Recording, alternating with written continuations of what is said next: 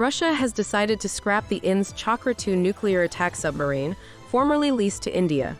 The submarine, plagued by technical issues and high maintenance costs, is considered beyond repair. This decision marks a setback for India-Russia military cooperation, as the submarine symbolized their close ties.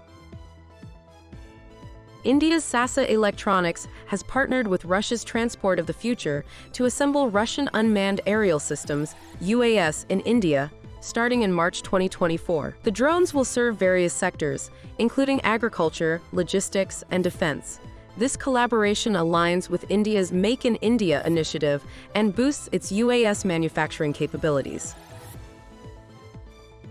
Indian defense firm MKU Limited unveils its next-generation ballistic helmet, Kavro Doma 360, at Milipol, Paris, 2023. This lightweight, modular helmet offers exceptional protection against a range of threats, including AK-47 bullets. Its compatibility with various accessories and commitment to comfort make it a game-changer in personal protective equipment. A groundbreaking collaboration between NASA and ISRO will bring forth NISAR, a dual-band radar satellite set to launch in early 2024. NISAR will provide unprecedented data on Earth's changing ecosystems, surface processes, and ice masses, enabling scientists to track crucial changes and support disaster relief efforts. This mission marks a significant step forward in international Earth observation efforts.